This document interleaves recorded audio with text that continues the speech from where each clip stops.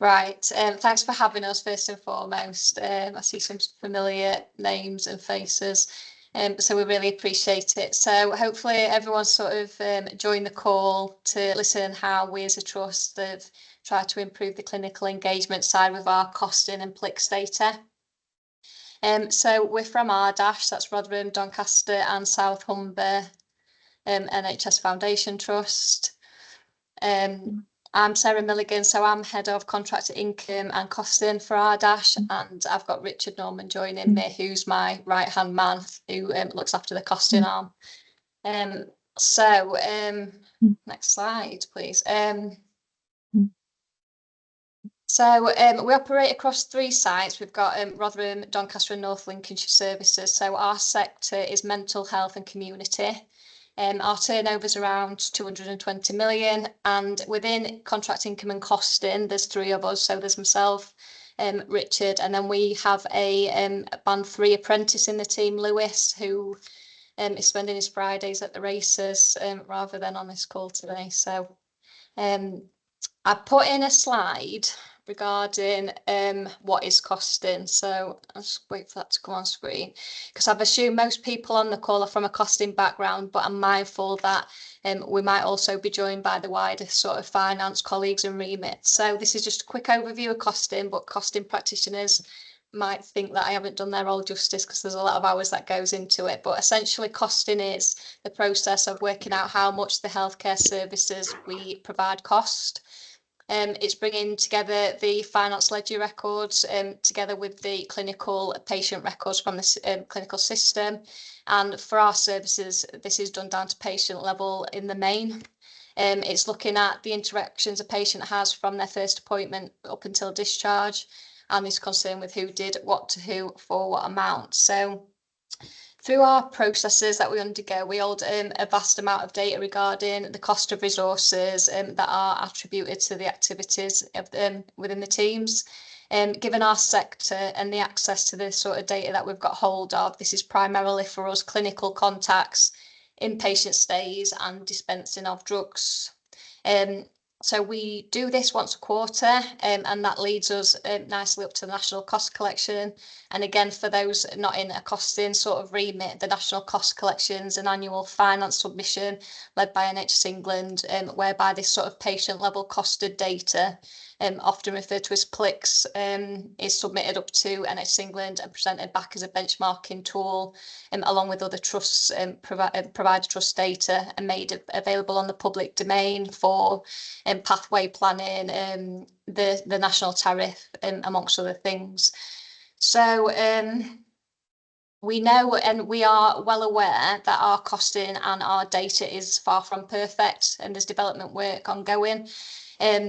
But we're now at a stage at a trust where it is where it is. And so our focus over the past 12 to 24 months has been more looking and more focused on actually getting the data that we do have available to us out there to our clinical decision makers and our sort of finance counterparts, so that we can start sort of using the intelligence that it brings. On that note, we're mindful, or I'm mindful, that there's costing teams across the country are really far on with sort of their reporting solutions and their clinical engagement, and they really do like champion and what great work that can be achieved through sort of using the PLICS intelligence. And them sort of trusts have driven our ambition to do more with what we do have. So the costing network of professionals is second to none. It's really brilliant, and we've had a lot of support when we've reached out to other trusts. So if any of them people on the call, we really appreciate it. But we're here to talk about how we've tried to sort of tackle our clinical engagement, and we've done that via Power BI. So to get started, firstly, sort of lack of clinical engagement wasn't a new thing to us. We submit a costing assurance tool yearly. Again, for those that aren't costing, the best way to sort of describe this is a gap analysis for how far on your trust is able to sort of implement costing guidance and costing processes. So we've always used this sort of tool and scoring system to inform our work plan and sort of set priorities for the year within the costing team to focus on. And year on year clinical engagement is an area we have always scored low on. So what came then hand in hand with that is a sort of numerous events within the trust that sort of supported our journey. So within 23-24, this was our first year as a trust where we've planned a deficit. So we've always been a trust where at the year end there's a surplus that we need to spend, and sort of that culture of looking at initiatives that we could spend money on at year end to relieve pressures in future years. So the chief exec, a new chief exec, came in and put in a £10 million recovery plan over 2 years. And in doing so, also we appointed a non-accountant SIP lead into the finance team called Will. Therefore, like over the past few years, more asks have been there's been more asks of the costing team. So my brain's had to work very differently to how it has usually. One of these first asks with the chief exec, he's requested regular reporting of the RDASH pound. So he's been monitoring and looking at how each pound RDASH spend is being spent on patient-facing elements rather than supporting costs. So he does weekly blogs, and he made a promise to the trusts and clinical services that during this recovery programme, this proportion of spend would be improved. So we regularly report on the RDASH pound using costing data. Following that, myself and Will, the SIP lead, got asked to write and present a value for money paper to the board, and to look at ways that the trust could start utilising tools available to them, including PLICS data, model hospital data, NHS benchmarking programme data, amongst other initiatives to sort of optimise the delivery of patient care under these circumstances without compromising the quality and safety of patient care. We also appointed Richard to the team, who you're going to meet shortly. So although Richard is an accountant, he's from a finance analytical background. And our DOF, we were very lucky that he was very supportive of using some very short-term non-recurrent resource from vacancies in the wider finance team to fund a short-term informatics time. So Kalina from Health Informatics is on the call. Kalina has helped us set up on Power BI, get it out routinely and on the Trust main reporting platform. So we had about 6 months of Kalina's specialist time to get us up to that point. So when the 22-23 cost collection came, it was too soon for us to get the dashboards live on our Trust internet portal. So we had a draft version that Lewis PDF'd, and he sent out manually on email to every service manager in the Trust. And we use that to sign off the national cost collection. We use that to demonstrate that we've had engagement within that cost collection process. We was very lucky that 75% of service managers responded to us. Either we went to their team meetings, they asked for a Teams meeting, or they just responded and fed back. So it put us in good stead when we was going live the following quarter, which was Q2 in 23-24, that it wouldn't be completely new to them.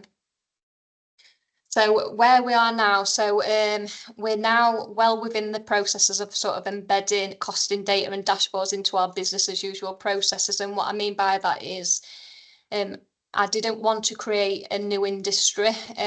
Everyone's very busy and very stretched. So what we did is piggybacked on the back of already embedded budget management meetings. So we sit within financial management, so we sit with management accounts. They routinely meet their budget managers quarterly at a very minimum, and now a costing representative, whether that's Lewis, Richard or myself, will attend one of them meetings for 15 minutes to sort of go through the dashboards and give that protected time to our service managers and our budget managers to actually look at the activity rather than just their budget reports, rather than just their staffing lists. In reality, what that looks like is about 2 or 3 meetings a week. And it's been the best use of 15 minutes of time in a day. I've been in costing a long time now, and we've got more out of them discussions than I ever have in the dark room sort of side of it. So it's helped sort of have conversations about understanding services better, understanding the constraints the staff are under, understanding patient pathways, as well as sort of identifying and resolving data quality issues. But it's worth noting that not every service manager or budget manager is engaged in this process. They're not. Just like their budget reports, we have some sort of managers that don't like data, don't like using it, and don't really engage with us. But we have some that have, and I'll go through sort of examples in a short while, who are really engaged and really see the benefit of this. So I'm going to hand you over to Richard now to sort of present and show you where we're at with our sort of dashboards now. But I just wanted to give the heads up to mental health and community trusts that aren't necessarily in this sort of area yet. Everything that we currently report is from the cost collection. So we don't have yet sort of access to ESR and roster data. So everything in our costing system is just what we're popping out the other end. We're just giving back what we've already got. So I'm going to hand you over to Richard, my glamorous assistant, to take you through. Hi everybody, just bear with me a second because my notes have just disappeared off my screen. There we go. So anybody that was at the HFMA conference, the costing conference earlier in the year, might have seen some of this before, so I apologise if I'm just repeating to you, but as a whole, this is how our dashboards currently look. Some of them have actually changed a little bit since we put these slides together, because they are constantly changing. Every time we sort of meet with clinicians, different clinicians sort of give us different ideas. But on the whole, this is kind of what our dashboards at the minute look like. So as Sarah said, we went live November 23. Our initial attempt at dashboards looked nothing like this. The more we look back now, we think, God, is that the best we could have done at the time? But they've really just sort of developed over time. And as I said, the more we sort of meet with clinicians, the more we develop them. And the more we look at our data, we realise, oh, we could do that differently. We could present that differently. However, the way we presented them, we sort of always had the clinicians in mind rather than it just being a finance thing. It's more, these are for them more than for ourselves as such. We wanted this to be reporting that would look and be user friendly. So that's the reason we've presented them the way we have done. As Sarah said, a lot of what we currently report, the majority of costing teams will already have available to them. We do know there's definitely some gaps within our data, and it's something we're constantly working on. But like I said, what we're producing is what's already there. We've currently got separate dashboards for mental health services, separate one for community, another one for talking therapies, and another one for inpatients. They all therefore reflect the separate national data sets that we have within mental health and community trusts. And this also enables us to make the user's experience of the dashboards a bit better, because then a mental health manager is not having to scroll through community services to get to their data. And it also speeds up the visuals on the dashboard, because the dashboard's not then for looking at all the data all at once. The same metrics are on the mental health community and talking therapies dashboards. The inpatient one's slightly different. However, we do know the inpatient one still needs some work and development on, as there's not a lot of reported fields on there at the minute. However, I sort of anticipate that's the same as most mental health trusts. The inpatient data is quite limited as to what they can do with it. Our dashboards are access to our trust's internal reporting system on our intranet. We'd initially had our dashboards set up with something called role level security on Power BI.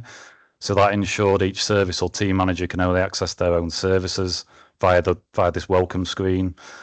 However, more and more people are requesting access to these dashboards, so that the management of that role level security was just becoming a bit unmanageable.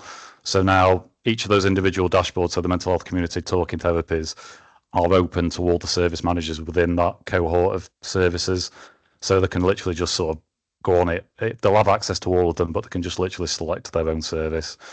We've got full year data available for 22-23, 24-24, and we'll be working on QT for 24-25 the beginning of next month, and this should be available to service managers sort of late October, early November time.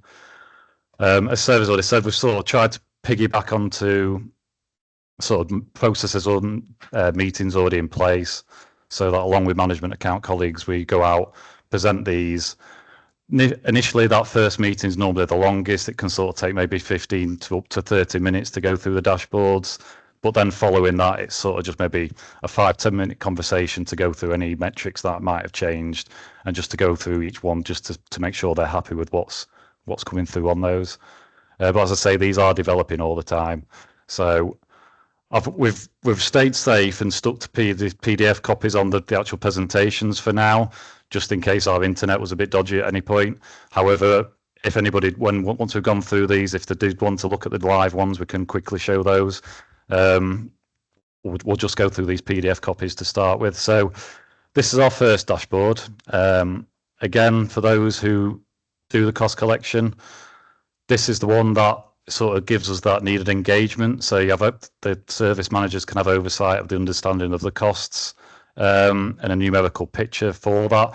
So at the meetings that we have with our service managers, we'll generally go through these top metrics at the top to make sure they sort of understand what they are. So obviously this is our fully absorbed cost over here, and then that's broken down into direct, indirect, and overheads. And then there's a table to the right hand side that the service team managers have the ability to be able to dig into each element of those costs, to see if there's anything in there that they wouldn't necessarily expect to see. But then we'd go through each of these individual metrics with the service managers to make sure the activity count that's coming from our system one, so our clinical system, and the patient count sort of makes sense to them. From that, we then have the average cost per contact, which is what feeds the NCC, the National Cost Collection. And then that can start the conversation of benchmarking against other trusts or other services within our trust internally to be able to sort of benchmark each service against others. And other sort of service managers do find that quite interesting. We've then got the average number of contacts per patient and average costs per pathway. We've then, in the bottom left-hand corner, we've got the activity broken down by month, and that's then broken down by the consultation medium of whether it's email, face-to-face, telephone. For some services, that's also broken down to text message or video link. And then the line across the top is just that fully absorbed cost broken down by each month. This sort of gives the team service managers that full oversight of their activity, and it gives them that ability to be able to backtrack and go back to previous years to see if there's any sort of specific spikes in activity in particular months, and to see if there's any variation from one year to the next. And then this in the right hand corner is cost broken down by national cost collection resource using national mapping, and some find this quite interesting to see this in a particular grouping, and we can then sort of give them a bit more detail behind that, again, if there's any queries as to why they've got, I don't know, for example, some always question why they've got depreciation in their cost. They can never quite understand that. And it gives us that ability to be able to explain how the indirect and corporate service overheads work in terms of that fully absorbed position. So that's that first slide. The next one, so this is our top 20 patients by cost dashboard. On the left-hand side, there's a scatter chart, which gives the services the ability to be able to see any patients that are outliers in terms of how a patient within a service has accessed and utilised it. And that's in compared to this line in the middle, which is sort of the average pathway, which is then we can sort of see any of these patients outside of that dotted line are what we would call the outliers. Then from that, on the right-hand side, we've got a table that shows the top 20 patients by cost for the service. The NHS number on this is actually pseudonymised because for us internally, we're not allowed to have any patient identifiable data on our front-facing reports on Power BI. However, what we've got is a link on the right-hand side so that they can open that up and find out who all those patients are. So that literally just opens up and a separate report, which is an internal report, which this is one Kalina developed for us in our informatics team to be able to, so from this you can see who the patient is, their NHS number, any other services in the trust that they've accessed, the consultants that have seen those patients, and that's spread out over the course of the year by month. This particular one, we've received really positive feedback from this. We've got great examples from clinical teams, and one of the ones is what Sarah's going to sort of just talk through later, where they've actually made some pathway changes by looking at this and finding out the outliers. And so this is one that's really been taken on board by particularly our community teams. This is one that's really been used quite a lot. And most teams as well, when they're looking at that top 20 patients by cost, it's really interesting. You can see on their faces when you start opening them up, the patients that more often than not, they expect them to be the most expensive ones, but then there's the odd one every now and again. They're really surprised by the fact that they've got a patient there that is the most expensive, and they just never have anticipated that. So it's like I say, this is one that's been really useful and really taken on board. The next one, so this breaks our patients down into different cohorts. So it gives a profile of patients under different elements of like sex, age, ethnicity, and the deprivation of the postcode where that patient lives. Again, this one's received a lot of good feedback, and it's been used for health promotion work, and others have used it because it gives them the ability to be able to then focus on specific areas to do specific pieces of work. So this on the left-hand side gives you a visualization of where those most deprived areas are. You can sort of zoom in and out of that, so you can see those particular areas within Doncaster, Rotherham, or North Lincolnshire, where our patients are actually based. So like I say, they can do some like really specific work with those. Our next one is, this is our newest dashboard. So this is perhaps one that, again, that we've received quite a lot of good feedback on, because this one gives you a really good visual of where our team level hotspots are. And it highlights the time of the day and the actual day where contacts are getting recorded on our clinical system. So from that, it gives the service team managers the ability to be able to see where pressures are within their system, where it's represented with the darker the colour, that's the busiest times for that team. But it also gives them the ability to be able to see where there's the lighter colour or the greener areas, where they could utilise that time perhaps a bit differently.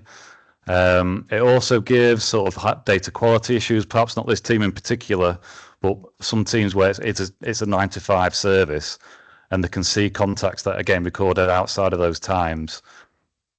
That's either an issue where someone's recording on our clinical system and they're just putting the wrong time in. So we've had instances where we've had midnight contacts for, like I say, teams that are 9 to 5, and that obviously wouldn't happen. So they can then report that back to their team, and like I say, it can be raised within the team as data quality areas. The one thing we would say, and all our data from a clinical perspective at the minute, from an activity base of it is clinical activity. So we don't capture admin or meetings within this data. So this is all clinical data that we're basing our activity on and all our figures on. We do look at admin data outside of the dashboards with some services, but we don't put any of that within this at this time. So that they were the dashboards we were going to show. Like I say, if anyone does want to see them live, I can show them after this. We can quickly go through them. However, now that we've gone live, as I say, they are assisting clinical decision making, and we've got like a small example in a minute. They are driving data quality improvements. So we have got a visual in another dashboard that we've got that shows contacts that are getting recorded without durations on. So when we've looked into it, we've got quite a high proportion of contacts within our clinical system that have been recorded with 0 duration, so durations without any start or end time. And that's given us the ability to be able to talk to these services and say, you've got that option now to go out to your teams within training, within one-to-ones, to just say, can you look at your data quality when you're recording on system 1 on our clinical system. It's also shifted the conversation between finance and clinical services. We're meeting with the clinical teams as Sarah says quite often now.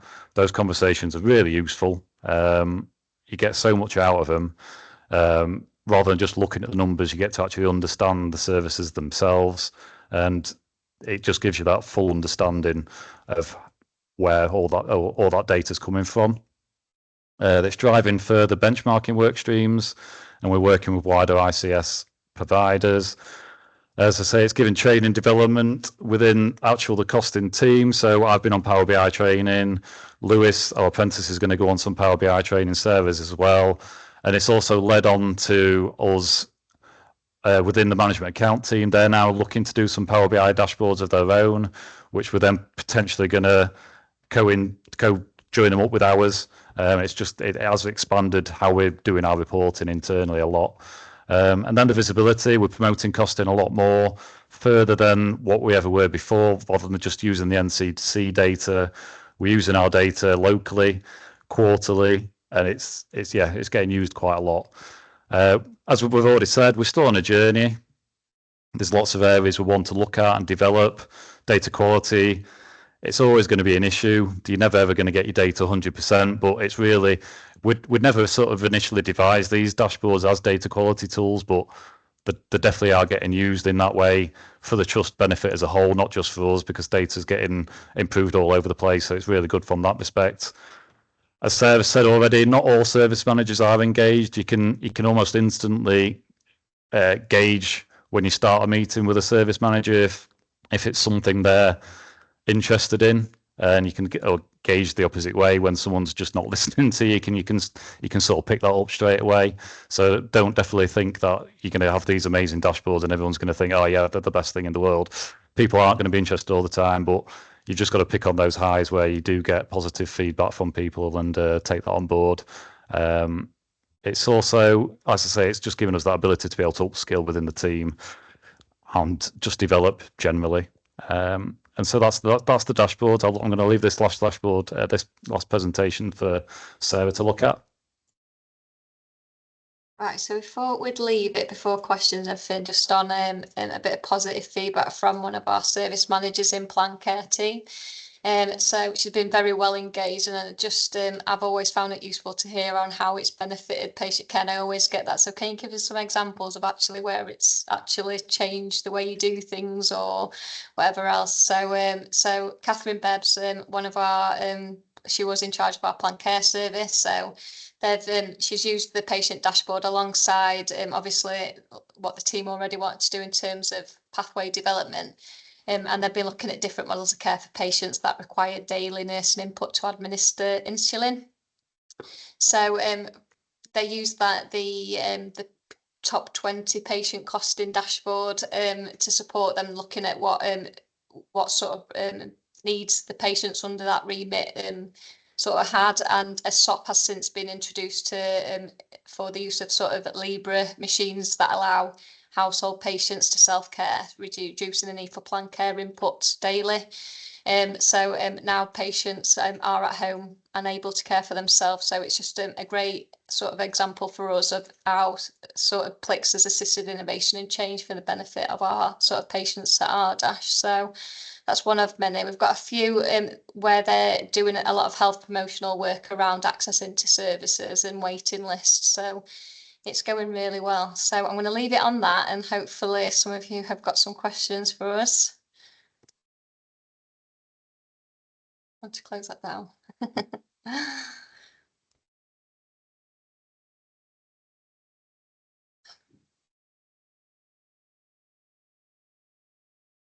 Right, there's a question in the chat, Richard and Kalina. So what BI data resource you need for the initial setup and ongoing development and maintenance of the dashboards? From Ed.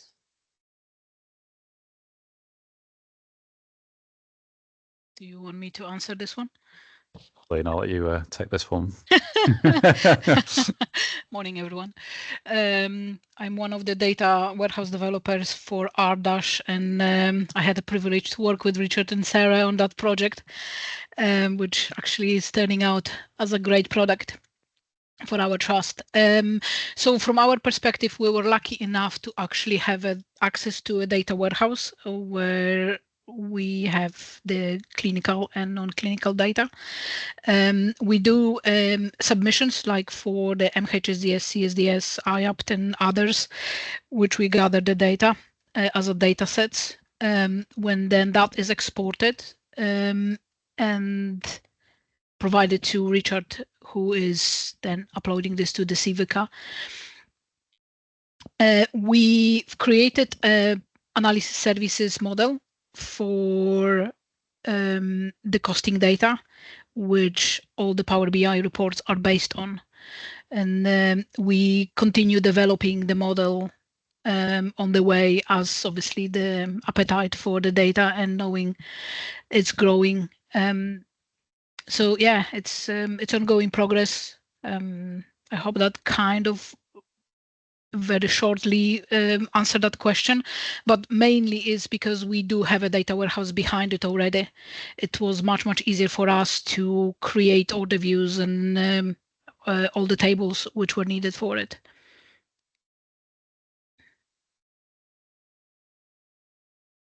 Thanks, Kalina.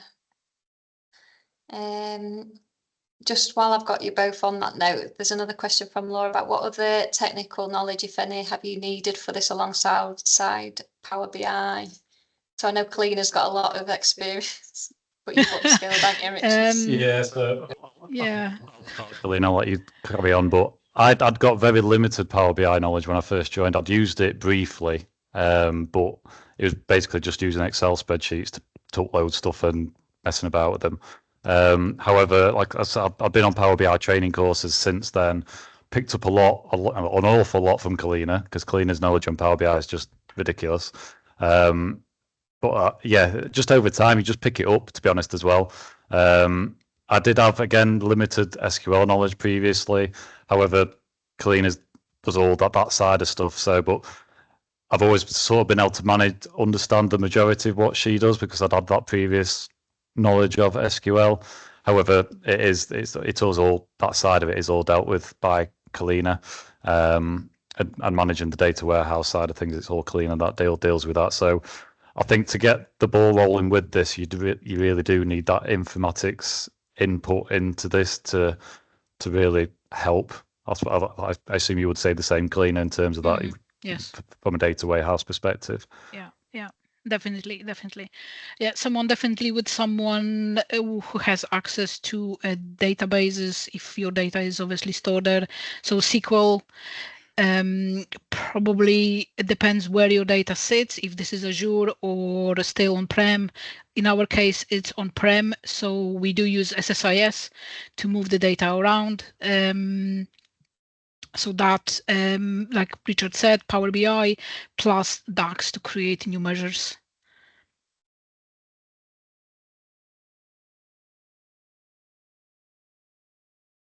Sorry, Amanda, I've been too busy focused on the chat that I haven't seen your hand up. That's okay, not to worry. Sorry. Yeah, hi. No, great presentation, thank you. So have you considered going through the EVO accreditation process, and whereabouts are you with that?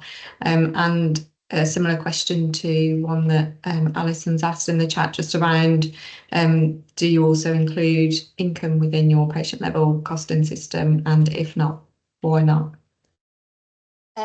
Right, so with the EVO, it's definitely something we're exploring. So I mentioned that we've got a SIP lead or a savings efficiency lead now appointed. So part of his remit is to look at the EVO sort of solution moving forward. We're not quite there yet, but we do think we're in a good place to start that kind of deep dive work. So it's on the radar. It's started to feed into board reports, and we just need to know where the chief exec wants to go with that at the minute.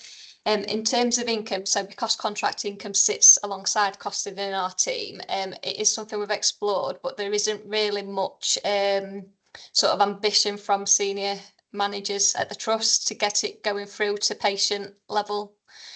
We do report income to our board at a higher level, but it's also block income. So there's always nervousness about how that would show going through sort of the patient level system. So we have explored it.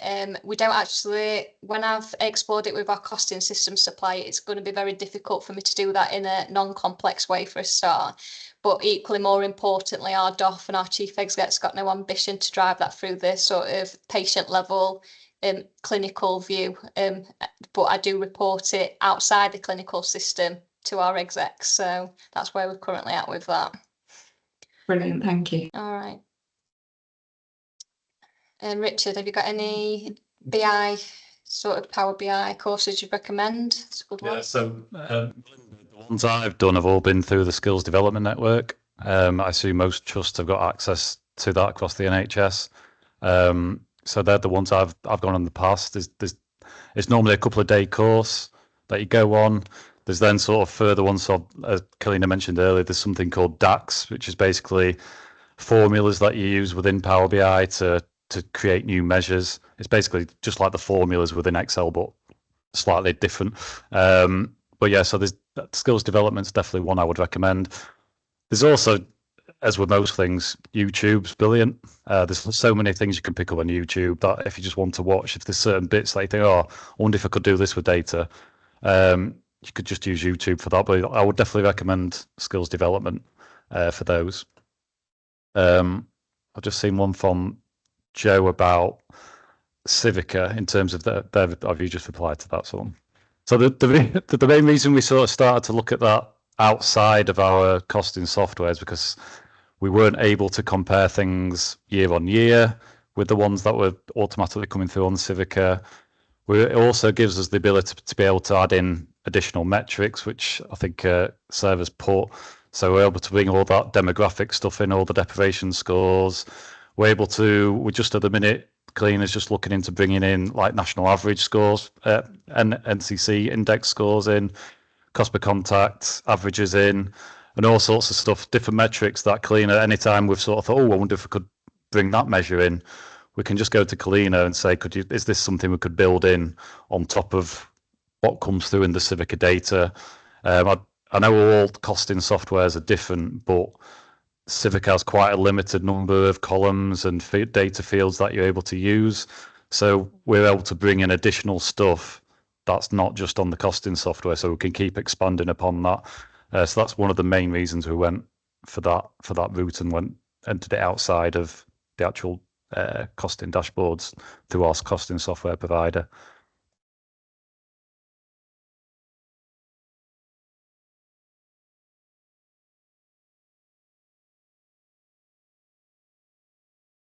So since you have access to the data warehouse, does that mean you can get patient activity feed to the Power BI live? Yeah, so our dashboards are live. They come straight from the data that's stored on the data warehouse. So I think Kalina mentioned earlier that she's got a separate section on our data warehouse that basically every quarter, so we do our reporting quarterly. We have a different model on Civica on our costing software quarterly. And I'll let Kalina know when that's ready, and she'll upload that onto her section on the data warehouse. Kalina, completely correct me if I'm saying rubbish. But then that then directly feeds our Power BI dashboards. So as I say, we do that quarter. We don't tend to do quarter one reporting because that tends to be when we're looking at the national cost collection data. But in reality, ambition-wise, we could potentially start doing that every single quarter, but we tend to not do a quarter one. It's normally quarter two, quarter three, quarter four. And then that model gets updated within our dashboards. And it's an accumulative position every time.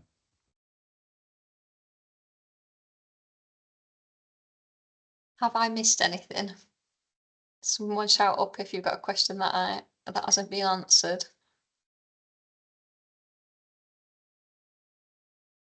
Alex, go ahead. Hi, yeah, I thought it was easier to just say it rather than write it all down. I mean, going back to your first slide about the engagement profile over time, would it be right to sort of summarize some of that to say that you kind of got, I don't know, costing engagement lift off in some ways when the trust entered into a sort of financial recovery position and, you know, had a real business need for identifying where there were inefficiencies and productivity improvement opportunities. And, you know, until that you reach that sort of tipping point, you know, basically people didn't have a a great desire to look through this stuff. So, you know, bad news is good news for the costing world. But yeah, Alex, sorry, go on. No, sorry, Alice. This is no, I was just going to say you absolutely hit the nail on the head. So yeah. Okay. Yeah. Interesting. So we've now that's what I was sort of saying. Like I've been tested recently. I've been in costing for a while, but I've had to use my brain a little bit differently because some of the questions that are coming down. But we've always had costing information. We always produce it, but normally it just goes to board once a year. Cost of the cost collection and the index is the only thing that's really focused on. Whereas now, because we've had to pull quite substantial sums of money out of clinical services and corporate, to be fair, the chief exec for a start is new to RDASH, so he's come from an acute trust, very productivity focused, so that's been one key driver. But equally, because we are pulling material amounts of money from clinical services, there's been that desire to make sure that when we do that, along with Will, who's our sort of savings efficiency lead, are we making sure that them services are still safe, that they're still providing quality care? And PLICS is just one of the sort of uses of how we sort of say that is fine to do so. I can't think what the right word is for that, but before they do pull money out, they're looking at the different scenarios to make sure it is safe and everything else to do so. So we're more looking at pulling waste out of the services rather than anything else. Wasted resources, posts that aren't recruited to, that kind of thing. Looking at DNAs, looking at cancelled appointments, why are they happening? Who are they happening with? What patients are often DNAing?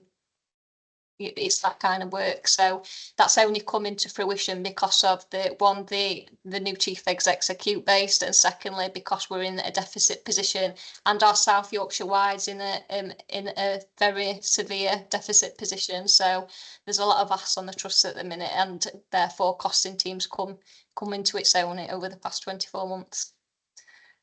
So before that, was there much support? Absolutely not.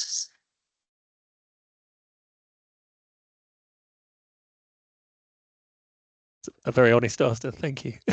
I think most people on the call can sort of relate to the fact that costings also it always sits behind management accounts, I've always found, and I think my counterparts across the country, they agree that the budgets, the bottom line comes first, and costings, the nice bits that's done after if we get time to do it. It's always felt like that. Where I do think it's changed a little bit for our trust. Carry on, Alex, sorry. Sorry, you just prompted another question. I don't mean to sort of hog the questions. You mentioned about managing accounts, and I suppose how much does their role align with this? How much have you had to upskill your management accounts colleagues in this information so that they can support budget managers with this, or is it quite an independent kind of function from that? Sorry, I think you may have covered it a little bit in the presentation, but if I missed it. It's a good question, Alex. I actually think little training's been needed to be done because of the way we've done the Power BI dashboard. So we took the lead on the Power BI and just sort of asked, with support of our director and the management accounts head, sort of, can we tag on to your budget management meetings? And by doing so, and by that sort of backing, the management accounts team have been trained just by being on the calls anyway. It's quite straightforward dashboards, because we've aimed it at clinicians. We need non-clinical staff to be able to understand this finance data. So if non-accountants are understanding it, our management accountants feel more comfortable. We've now got, within management accountants, from band 2 to band 8B, able to present this information to their budget manager without us even needing to be there. So I do think if we couldn't attend meetings, 80% of the workforce in management accounts would now be able to present it, just because of the way that the Power BI dashboards work. Do I think they know the ins and outs of costing and how that works? Probably not, but I think the overview and what it's trying to achieve and what it's trying to get at, it's took very little training as such. It's just more being that they've come on a journey with us for the first time. So thank you. Hey, Joe. Hiya. Just a quick question. How and can you monitor the usage of your Power BI dashboard? Do you do it? So there is a report. So there's a metrics report. So you can sort of keep an eye on that. It's on the actual clean equipment service. So Power BI service, yeah. So it's on there, and there's so for each individual dashboard, you can see who's used it. It's only live for 3 months, so you can only see 3 months worth of usage, and that obviously it's just a roll in 3 months. And again, there's people that have requested access. You look, they never go on it. And obviously there's certain periods where the usage goes up. So when you first send out a quarterly, so we send out an email quarterly when we update our data to say your new data's there. There's a bit of a spike in users at that point. But yeah, so you can keep an eye on it to make sure people are still accessing it. And we've got to the stage now where we started out at team manager, service line level manager. That's crept up to deputy care group director level. It's now got to care group director level. And we're sort of at the point now where we've got these that are really going to be more for the benefit of those people on the ground, the service or team managers, but we're going to do more of a high level dashboard for those care group directors, and the exec team is the ambition over the next sort of 6 to 12 months to have a high level dashboard that will be more useful for those people sort of high up the scale. Cool. Brilliant. Thank you.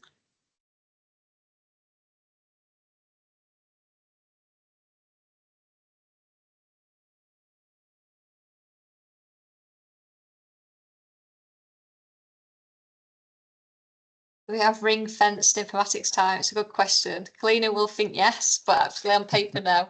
So health informatics support all of our trust services. So what they go on sort of like a task basis on the intranet. We report a red mine request, almost like an health informatics request for development time, and they'll decide if it's priority and where in sort of the their team's priorities it sits. So Kalina's sort of been ring fenced for PLICS data because the amount of requests, whether that's new currencies coming in, whether that's the Power BI dashboards. But in setting up Power BI in the first place, the initial setup, we did source Kalina full time on a 6-month basis to sort of get us off the ground.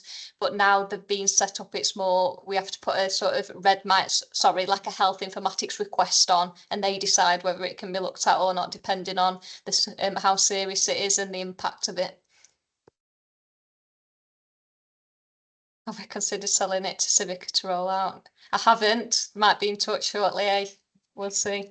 We'll see. We haven't. Any more? Anything else? Right, we'll leave it there, but there is 10 minutes left. So for anyone, if you want to leave the call, feel free, and thank you for your time. We do appreciate it and for listening to us. Richard will put a live demo on now, you know, on Reportal for anyone who wants to stay on the call and have a look. But it's been a pleasure delivering it with you all, and thank you for your time.